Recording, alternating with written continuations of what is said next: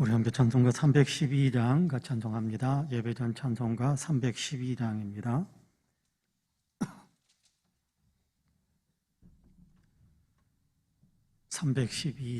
네, 같이 찬송합니다.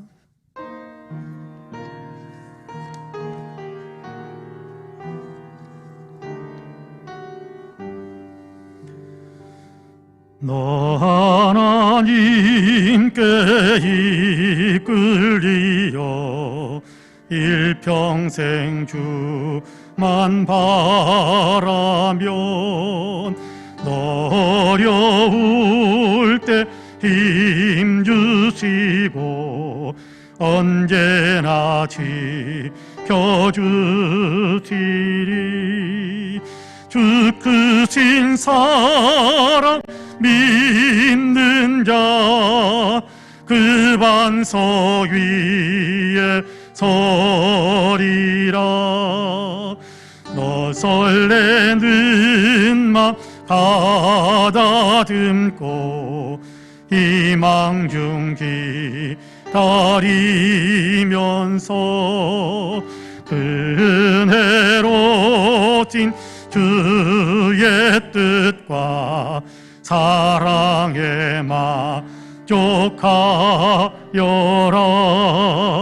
우리를 불러주신 주 마음의 소원 아신다. 주 찬양하고 기도하며 내 본분이 써다하라. 주 약속하신 모든 은혜 내게서 이루어지리라. 참되고 의지하는 자 주께서 기억하시. 2절과 3절입니다.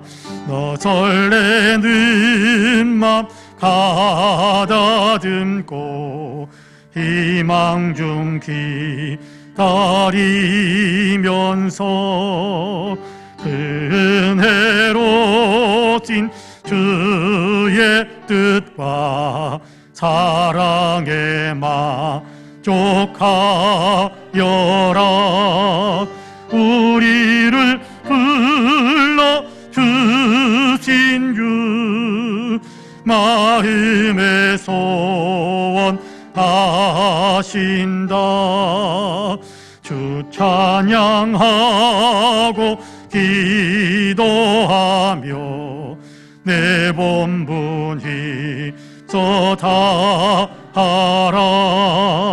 주 약속하신 모든 은혜 내게서 이루어지리라. 참되고 의지하는 자 주께서 기억하시리. 아멘.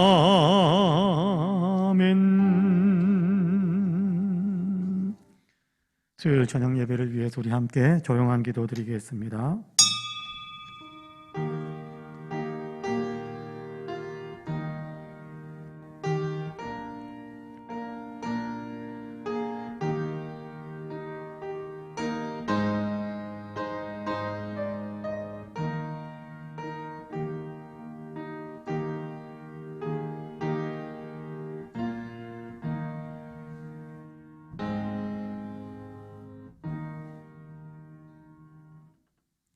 참 좋으신 하나님, 우리를 사랑하셔서 독생자 예수 그리스도를 통하여 구속하시고 하나님의 자녀 삼아주셔서 참 감사합니다. 우리에게 영원한 천국에 대한 소망을 주시고 이 땅의 어려움 가운데에서도 소망을 품고 하나님 어려움을 이겨내며 하나님께서 기뻐하시는 삶을 살기 위해 최선을 다할 수 있도록 우리에게 은혜를 베풀어 주시니 참으로 감사합니다. 오늘도 하루의 일과의 여러 가지 일들 속에서 주님을 생각하고 주님과 동행하는 삶을 살게 하시다가 수요일 저녁 예배로 하나님께 영광을 올릴 수 있도록 주님 예배의 자리로 우리를 이끌어 주시니 참으로 감사합니다. 예배당에서 또 있는 처소에서 마음의 문을 하나님께 활짝 열고 예배하기 위하여 저희들이 엎드립니다. 우리의 예배를 기쁘게 흠양해 주시고 예배 가운데 친히 자정하셔서 홀로 영광을 받으실 뿐만 아니라 예배드리는 사랑하는 성도 한 사람 한 사람을 주의 은혜의 장중에 강하게 붙잡아 주옵소서. 감사드리며 예수님의 이름으로 기도하옵나이다. 아멘. 우리 함께 찬송가 191장 같이 찬송합니다. 191장입니다.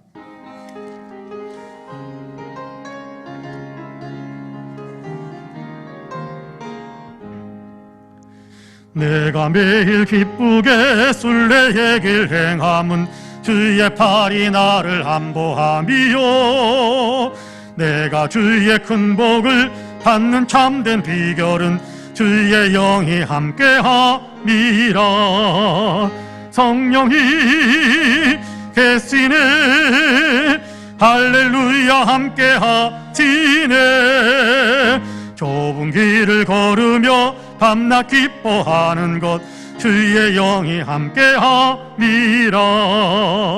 전에 죄에 빠져서 평안함이 없을 때 예수 십자가의 공로 힘입어 그 발 아래 엎드려 참된 평화 얻음은 주의 영이 함께함이라. 성령이 계시네, 할렐루야 함께하시네. 좁은 길을 걸으며 밤낮 기뻐하는 것 주의 영이 함께함이라. 나와 동행하시고 모든 염려하시니 나는 숲의 새와 같이 기쁘다. 내가 기쁜 마음으로 주의 뜻을 행함은 주의 영이 함께함이라. 성령이 계시네, 할렐루야 함께하시네. 좁은 길을 걸으며 밤낮 기뻐하는 것 주의 영이 함께함이라. 세상 모든 욕망과 나의 모든 정욕은 십자가에 이미 못을 박았네. 어두운 밤이 지나고 무거운 짐 벗으니 주의 영이 함께함이라. 성령이 계시네, 할렐루야 함께하시네. 좁은 길을 걸으며 밤낮 기뻐하는 것 주의 영이 함께함이라. 아멘. 예배를 위해서 장정순 권사님께서 기도하시겠습니다. 참 좋으신 하나님 아버지 감사합니다.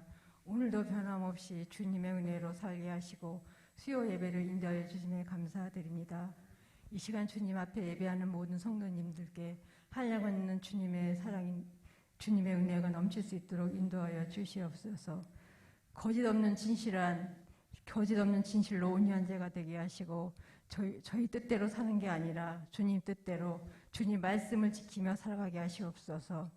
죄에 넘어지는 사람이 아니라 죄를 넘어뜨리는 우리가 되기를 원합니다. 주님 도와주시옵소서. 하나님 아버지, 11월부터는 나라의 시책이 바뀌어 사회적 거리두기가 위드 코로나로 전환이 된다고 합니다. 두려움이 앞서지만 우리 모두 철저한 방역과 예방수칙을 잘 지켜서 모두 다 예배의 자리로 돌아올 수 있도록 인도하여 주시옵소서. 코로나로 인해 믿음이 연약해진 성도님들이 있으시면 실족하지 않도록 붙들어 주시고 주님 말씀에 순종하는 자, 말씀에 눈을 뜨는 은혜를 주시길 기도드립니다. 이 나라를 불쌍히 여겨 주시옵소서. 정치인들은 자기들의 욕심을 채우기 위하여 처절히 싸우고 있습니다. 불쌍히 여겨 주시옵소서. 하나님 아버지께서 이 나라를 다스려 주시기를 간절히 기도드립니다. 정의가 살아나게 하시고 서민들의 어려움이 무엇인지, 고통이 무엇인지 기울이는 대통령이 세워질 수 있도록 도와주시옵소서. 오늘도 말씀을 선포하시는 목사님께 영육간의 강건함을 주시옵소서. 부목사님께도 동일한 은혜로 채워주실 것을 믿사오며 우리를 구원하신 예수님의 이름 받들어 감사기도 드립니다.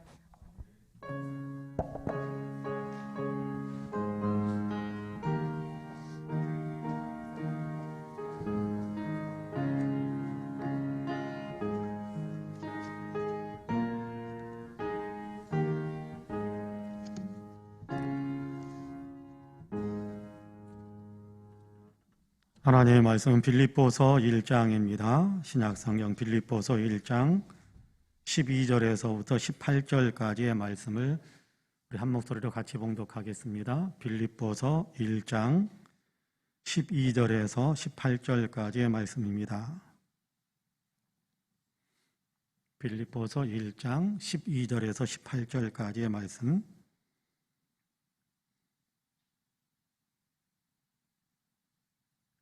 우리 한 목소리로 같이 봉독합니다. 형제들아, 내가 당한 일이 도리어 복음 전파에 진전이 된 줄을 너희가 알기를 원하노라.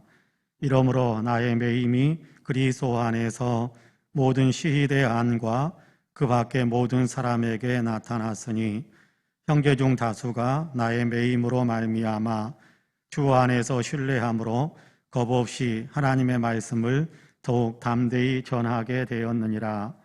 어떤 이들은 투기와 분쟁으로, 어떤 이들은 착한 뜻으로 그리스도를 전파하나니 이들은 내가 복음을 변증하기 위하여 세우심을 받은 줄 알고 사랑으로 하나 그들은 나의 매임에 괴로움을 더하게 할 줄로 생각하여 순수하지 못하게 다툼으로 그리스도를 전파하느니라. 그러면 무엇이냐? 거칠애로 하나 참으로 하나 무슨 방도로 하든지 전파되는 것은 그리스도니 이로써 나는 기뻐하고 또한 기뻐하리라. 아멘. 이 말씀에 큰 은혜가 있기를 원합니다. 할렐루야.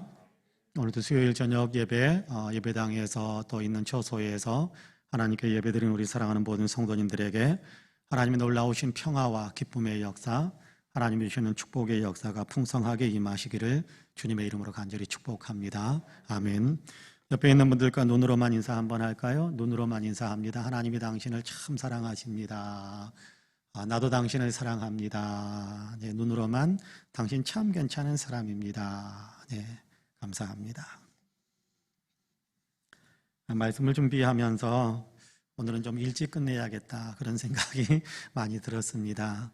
12절부터 18절까지의 말씀을 묵상하고 이렇게 설교 본문으로 이렇게 지난 주일 이제 주보를 만들 때 다 정리를 해놨는데 그때도 참 단순하다, 이 메시지의 내용이 참 단순하다 그런 생각을 했었는데 여러 가지 이제 묵상하고 오늘 또 원고를 작성하면서 참 이렇게 단순하다, 그러니까 오늘은 짧게 끝낼 수 있겠다 그런 생각을 참 많이 했습니다. 그래서 오늘은 좀 짧게 끝낼까 생각을 하고 있습니다.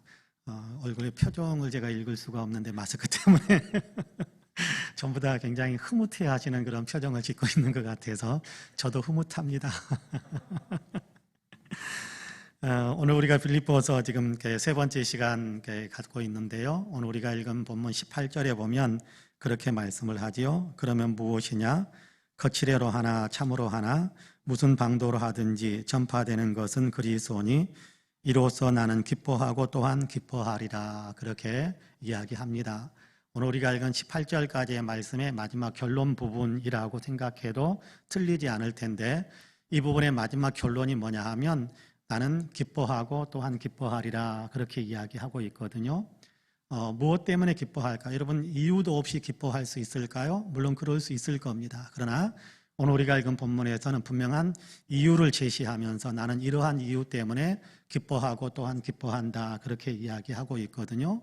그 이유가 뭐라고 되어 있느냐 하면 이로써 그렇게 되어 있습니다. 이로써 이 일 때문에 이러한 일들이 이루어지고 있기 때문에 이러한 일들이 있기 때문에 나는 기뻐하고 또한 기뻐한다 그렇게 이야기하고 있거든요. 이로써 어떤 일로써라는 얘기일까요? 18절 앞부분에 보면 그렇게 이야기합니다. 그러면 무엇이냐? 거칠애로 하나 참으로 하나 무슨 방도로 하든지 전파되는 것은 그리스도니 이로써 나는 기뻐하고 또한 기뻐하노라 그렇게 말씀하고 있습니다. 그리스도가 전파되는 것으로 인해서 나는 기뻐하고 기뻐한다 그렇게 이야기하거든요. 자, 이 말씀이 서두에서부터 시작이 되는 거예요. 12절에서 보면 그렇게 이야기합니다. 형제들아, 내가 당한 일이 도리어 복음 전파의 진전이 된 줄을 너희가 알기를 원하노라. 그렇게 말씀을, 오늘 우리가 읽은 본문 시작은 그렇게 시작되고 있잖아요. 12절에서 내가 당한 이 일이 도리어 복음 전파의 진전이 된 줄을 너희가 알기를 원하노라. 여기 복음 전파의 진전이 되었다라는 말과 18절에 전파되는 것은 그리스도니 이로써라는 말은 같은 얘기입니다. 그러니까 예수 그리스도가 전파된다. 예수 그리스도가 더 많이 전파된다. 예수 그리스도가 더 이렇게 넓게 전파되어진다. 더 많은 사람들에게 영향을 끼치기 시작했다. 그러므로 이런 결과가 나오고 있기 때문에 나는 기뻐하고 기뻐한다. 그렇게 이야기하고 있습니다. 자, 이 편지를 쓰고 있는 바울은 여러분 지금 기뻐할 만한 그런 상황은 아니에요. 기뻐할 만한 그런 여건은 아닙니다. 오늘 우리가 읽은 본문에 보면 복음의 어떤 복음 전파의 진전이 이루어지고 있다라고 하는데, 복음 전파가 더 옛날 성경에는 진보가 이루어진다라고 이야기하기도 하는데, 복음 전파가 더 이렇게 활성화되고 있다, 더 많은 사람들에게 복음이 증거되고 있다라고 이야기하는데, 이 복음이 증거되어지는 과정 속에서 바울이 겪는 일은 굉장히 가슴 아픈 거예요. 굉장히 고통스러운 거예요. 굉장히 힘든 상황입니다. 두 가지에 대한 얘기를 하고 있는데, 먼저 한 가지를 먼저 읽어볼까요? 먼저 12절과 13절 말씀 여러분 같이 한번 읽어봅시다. 같이 읽습니다. 시작. 형제들아, 내가 당한 일이 도리어 복음 전파의 진전이 된 줄을 너희가 알기를 원하노라. 이러므로 나의 매임이 그리스도 안에서 모든 시대한과 그 밖의 모든 사람에게 나타났으니. 할렐루야. 자, 여기에서 그렇게 이야기합니다. 내가 당한 일이, 내가 겪고 있는 이 일이, 내가 처해 있는 이 상황과 이 여건과 이 환경, 그 가운데 내가 던져져 있는데, 내가 그렇게 처해 있는 여러 가지 상황과 여건들이 복음의 진보를, 복음 전파의 진전이 이루어졌다라고 이야기하면서 하나를 이야기합니다. 자기가 당하고 있는 일 하나를 이야기하는데, 그게 뭐냐 하면 매임이 있다, 나는 매여 있다, 그렇게 이야기하는 겁니다. 13절에도 그렇게 이야기하죠. 이러므로 나의 매임이 그리스도 안에서 모든 시대안과 그 밖의 모든 사람에게 나타났으니. 그렇게 이야기합니다.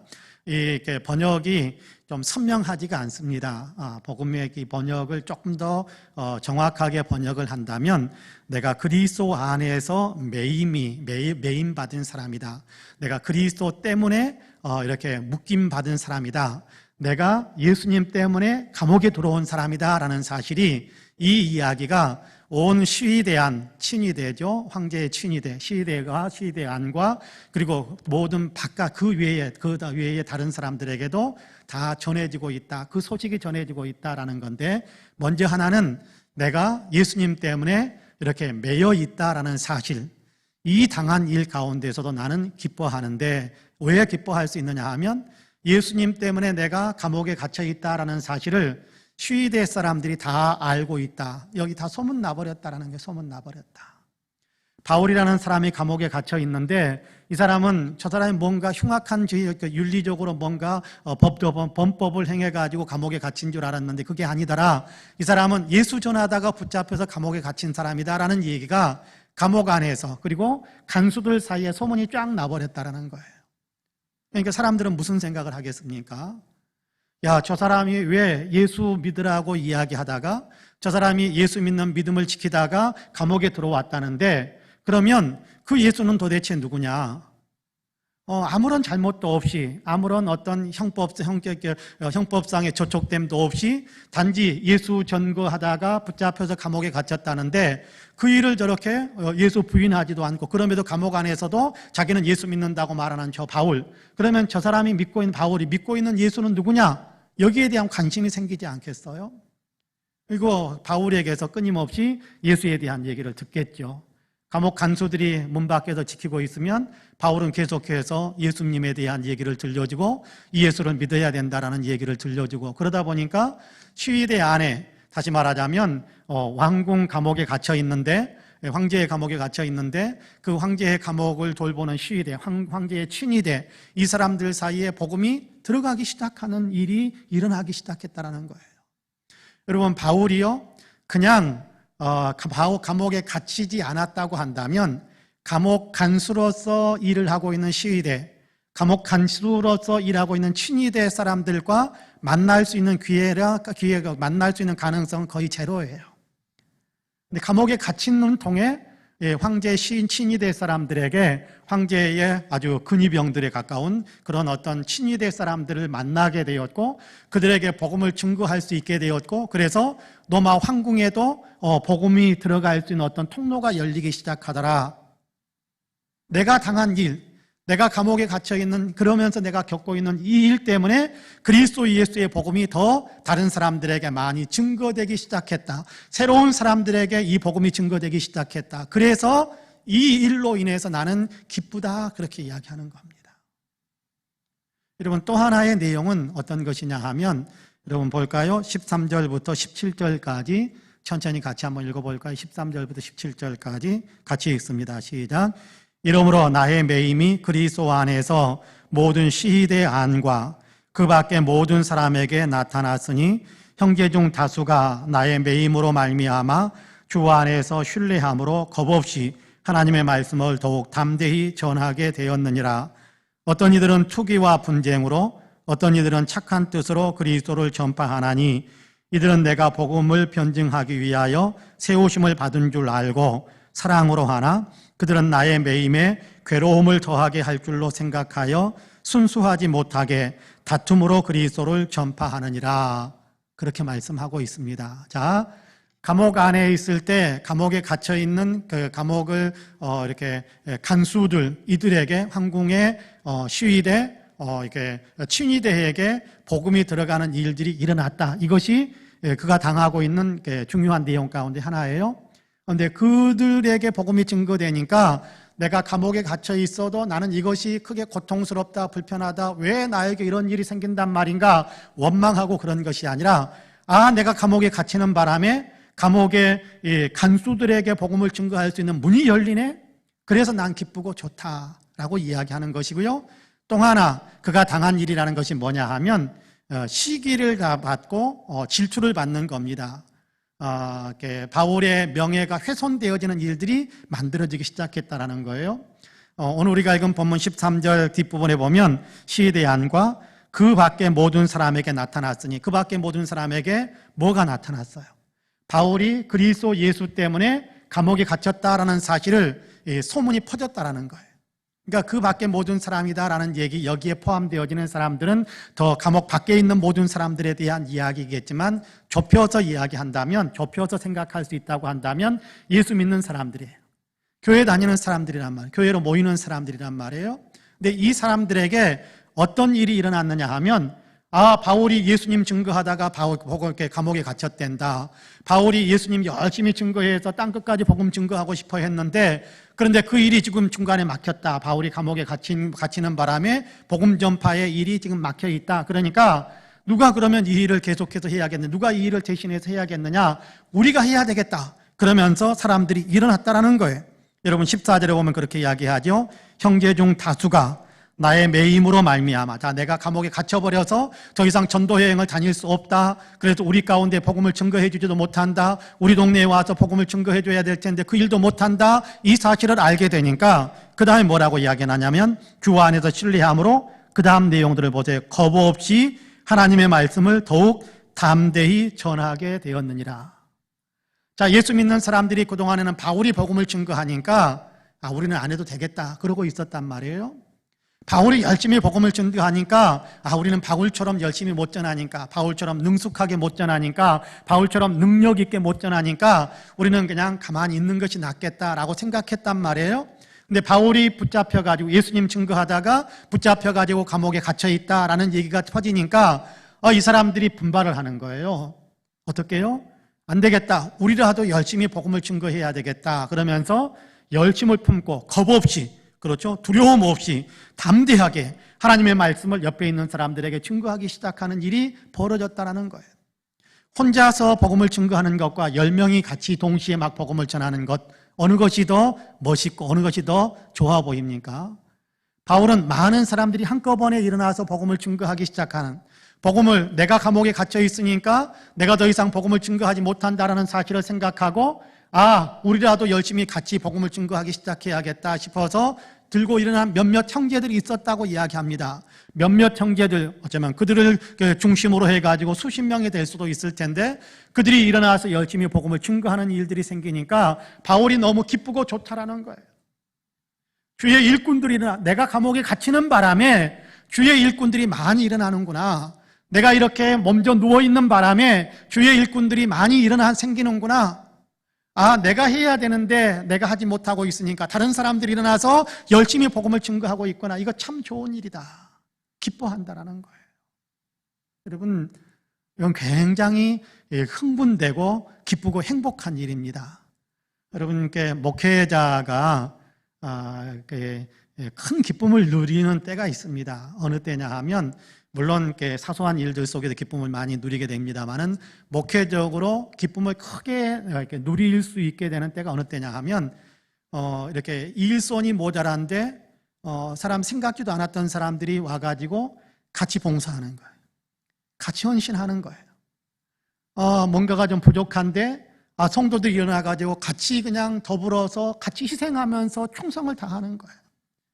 이런 것을 보면 너무 행복하고 너무 기쁘고 너무 좋아요. 내가 해야 되는데 네가 왜 하냐? 네가 해버리면 내가 할 일 없는데 그러면서 속상해하는 것이 아니라 같이 일어나서 같이 이렇게 주의 일을 위해서 열심을 내는 일들이 사람들에게도 많이 일어날 때 그때 너무 행복해, 너무 기뻐요. 바울의 마음이 바로 그런 것 같아요. 바울이 열심히 이곳저곳 다니면서 복음을 증거해야 되는데 지금 감옥에 갇혀서 그 일을 하지 못하고 있단 말이에요. 그랬더니 바울이 못하니까 몇몇 사람들이 그냥 용기를 내서 담대하게 두려움을 떨쳐버리고 일어나서 자기들이 예수 그리스도를 증거하기 시작했다는 겁니다. 이건 정말 좋은 일인데 그런데 이 안에서 바울을 괴롭게 만드는 일이 있었어요. 어떤 사람들은 바울을 사랑하는 마음에서 정말 바울의 그 무거운 짐을 대신 짊어져 준다라는 마음을 가지고 바울을 사랑하는 마음에서 그렇게 열심히 복음을 증거하는 사람들도 있는데 또 어떤 사람들은 그렇지가 않다라는 거예요. 또 어떤 사람들은 바울을 시기해서 이참에야말로 바울의 자리를 내가 차지해야 되겠다. 이번 기회에 이걸 기회 삼아가지고 내가 바울보다 더 똑똑하다는 것을 좀 나타내야겠다. 시기하고 질투하고 바울을 깎아내리면서 그러면서 열심을 내는 사람들도 있었다라는 거예요. 여러분 그 얘기를 들으면 어떻겠습니까? 그냥 교회에서 이렇게 열심히 사역을 하는데 어느 날 갑자기 목사님 열심히 해봐야 소용없어요. 누가 그러는데 목사님 별 볼 일 없대요. 누가 그러는데 목사님 뭐 이렇게 좀 그렇대요. 그러면서 누가 뒷담화하고 긁어내리는 일들을 했다라는 얘기가 들려지면요, 그러면요 의욕을 잃어버려요. 안 하고 싶어져요. 다 그만두고 싶어져요. 바울도 충분히 그런 마음이 들 수 있었을 거예요. 그런데 바울은요 우리보다 한 수 위예요. 우리보다 영적으로 더 거장인 거예요. 그는 뭐라고 이야기하느냐 하면 여러분 같이 한번 읽어보실까요? 18절 말씀입니다. 시작. 그러면 무엇이냐? 거칠애로 하나 참으로 하나 무슨 방도로 하든지 전파되는 것은 그리스도니 이로써 나는 기뻐하고 또한 기뻐하리라. 뭐라고 이야기합니까? 나를 험담하면서 복음을 증거하든지 그런 사람이 있든지 또는 나를 칭찬하면서 복음을 증거하는 사람이 있든지 두 부류가 있다고 그렇게 이야기했잖아요. 앞부분에서 어떤 이들은 15절 16절에서 어떤 이들은 투기와 분쟁으로 어떤 이들은 착한 뜻으로 그리스도를 전파하나니 이들은 내가 복음을 변증하기 위하여 세우심을 받은 줄 알고 사랑으로 하나. 자, 어떤 사람들 착한 뜻으로 그리스도를 전파하는 사람들은 나를 사랑하는 마음을 가지고 하나. 17절에서는 그들은 투기하고 분쟁하는 사람들은 나의 매임에 괴로움을 더하게 할 줄로 생각하여 순수하지 못하게 다툼으로 그리스도를 전파하는 사람들이 있다라는 거예요.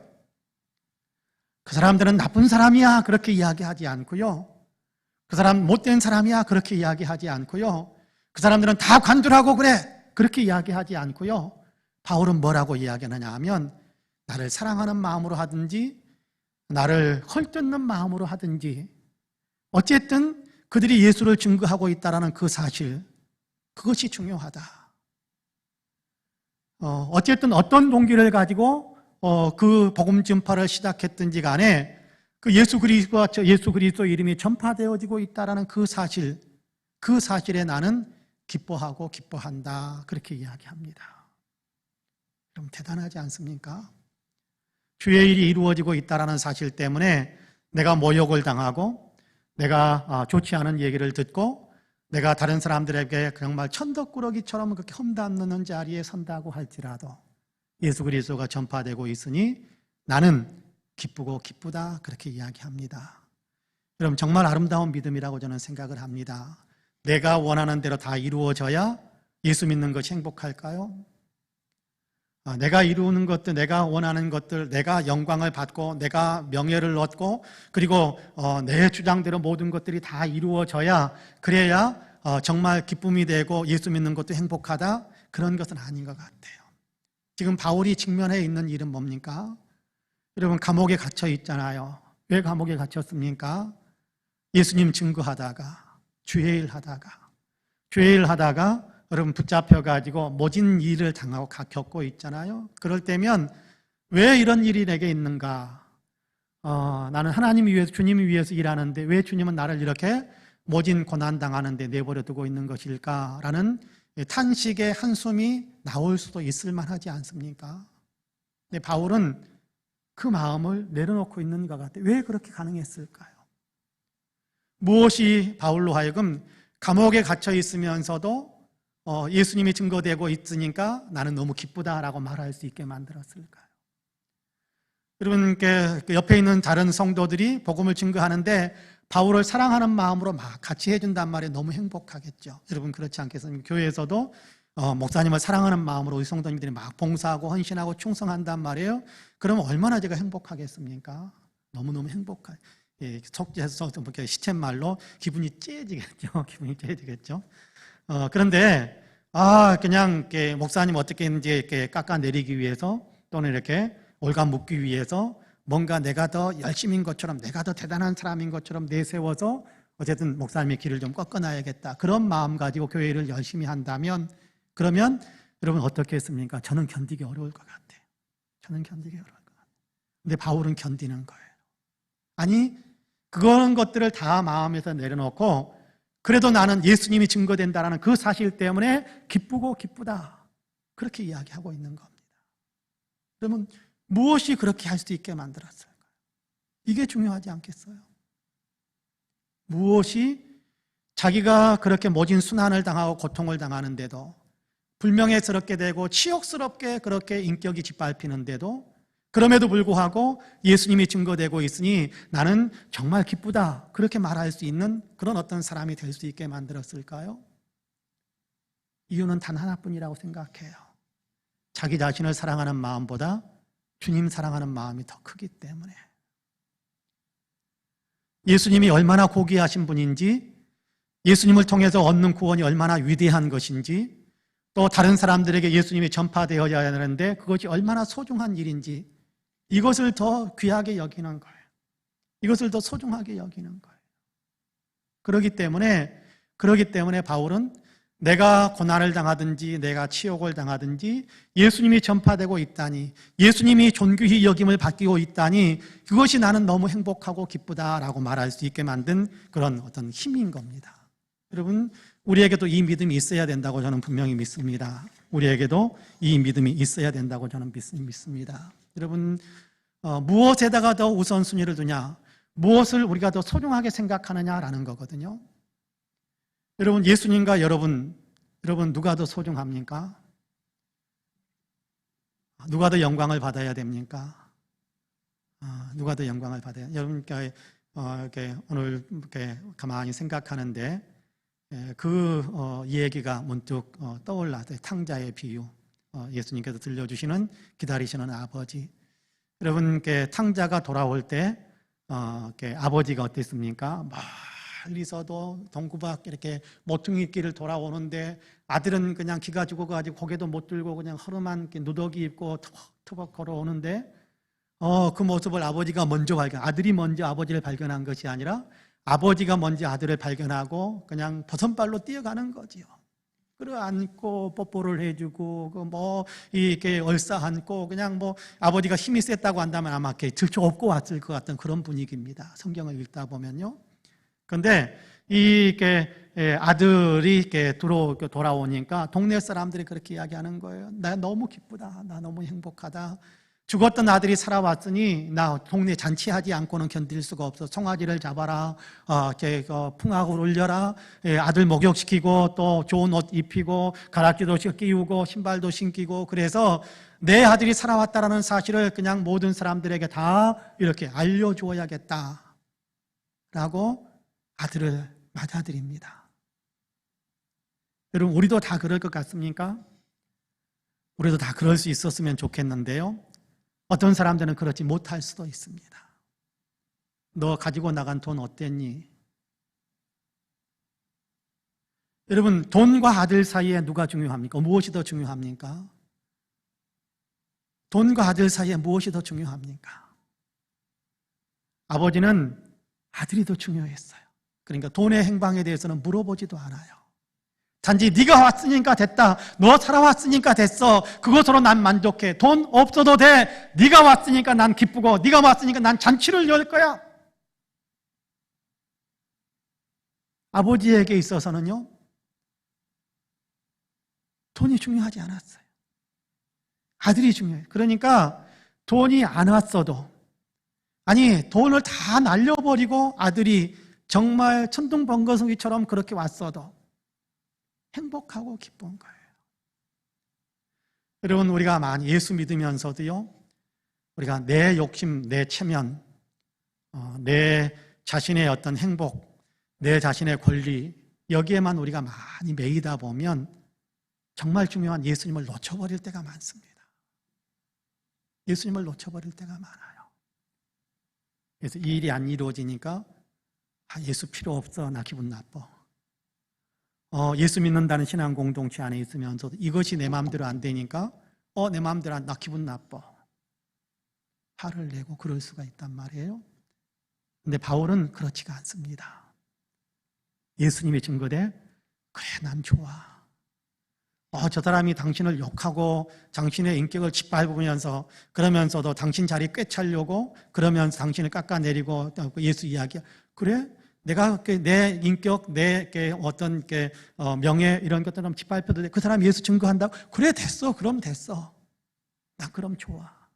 그렇게 이야기하는 것이 지금 바울의 모습입니다. 여러분, 우리에게도 그런 마음이 있게 되기를 간절히 원합니다. 그런 믿음이 있게 되기를 정말 원합니다. 정말 바울처럼 내 이익이냐 아니면 손해냐 이런 것 따지지 않고 그래 예수님의 뜻이 이루어진다면, 예수님이 영광을 받으신다면, 예수님이 존귀히 여김을 받는다면 그러면 그것으로 나는 행복하고 기쁘다 라고 말할 수 있는, 내가 좀 고생하더라도 이 일로 인해서 주님의 일이 조금 더 진척이 있다면, 주님의 몸된 교회가 조금 더 진척이 있어 발전할 수 있다면 그래 난 행복해, 기뻐, 예수님의 일이 잘 되는 걸. 여러분, 그런 마음이 우리에게도 있게 되기를 간절히 원합니다. 나를 먼저 생각하는 것이 아니라, 내가 챙길 것 먼저 생각하는 것이 아니라 정말 주님의 일, 주님의 뜻, 주님이 영광스러워지는 것, 그것을 먼저 우선시, 그걸 가장 중요하게 생각한다면 우리도 바울처럼 내가 좀 다른 사람들에게 무시를 당해도 그래도 나는 예수님 안에 있으니까, 예수님의 일을 하고 있으니까 그래 그래도 나는 기뻐 라고 우리가 흘려갈 수 있고 소중한 것을 붙잡는 그 믿음을 유지할 수 있다고 저는 믿습니다. 그런 의미에서 저와 여러분은 무엇보다도 주 예수보다 더 귀한 것은 없네. 할렐루야. 주 예수보다 더 귀한 것은 없네. 이 고백이 정말 우리에게 있기를, 그래서 예수님 때문에 그럼에도 나는 기뻐라고 말할 수 있는 그런 우리의 신앙생활이 되기를 주님의 이름으로 간절히 축복합니다. 아멘. 기도하겠습니다. 사랑과 은혜가 풍성하신 하나님, 오늘도 우리를 사랑하시어서 주님의 전에서 있는 초소에서 예배하며 하나님의 말씀에 귀를 기울일 수 있게 하시니 감사합니다.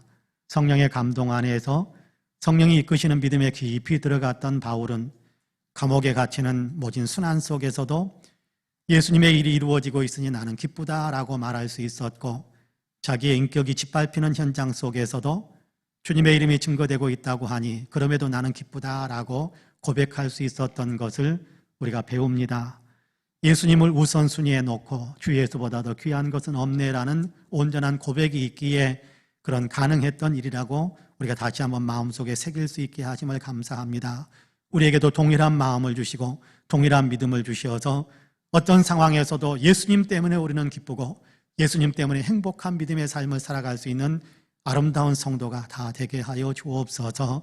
자꾸만 하나님 우리 자신에게만, 우리 자신의 이익에만 눈길을 우리가 돌리지 않게 하여 주시고, 정말 우리의 믿음이 주님께로, 또 주님의 뜻에, 주님께서 원하시는 것에 더 많은 초점을 맞출 수 있게 하셔서 이 일이 더욱더 친척이 있다면 나는 그냥 기쁘고 또 기쁘다라고 고백할 수 있는 더 깊은 신앙의 삶을 살아가는 우리가 되게 하여 주옵소서. 이제는 우리 구주 예수 그리스도의 은혜와 아버지 하나님의 놀라우신 사랑과 성령님의 감동 감화 충만케 역사하심이 수요일 저녁 예배로 하나님께 영광을 올려드리며 말씀에 따라 마음을 새롭게 하고 있는 우리 사랑하는 모든 성도님들과 가정과 가족들 행하시는 일들 위에 이제로부터 영원토록 함께 하시기를 간절히 축원하옵나이다. 아멘. 한 가지 기도 부탁을 드리고 말씀을 개인 기도 들어가시도록 그렇게 하겠습니다. 김명석 집사님께서 해민병원에 입원을 하셔서 한 3일 됐다는데 오늘 연락이 왔어요. 그래서 같이 기도하겠다라고 말씀을 드렸는데, 김명석 집사님, 이순희 권사님 남편 김명석 집사님이 뇌에 좀 문제가 있어서 입원하셨다고 합니다. 여러분 위해서 기도해 주시면 감사하겠습니다. 같이 기도하겠습니다.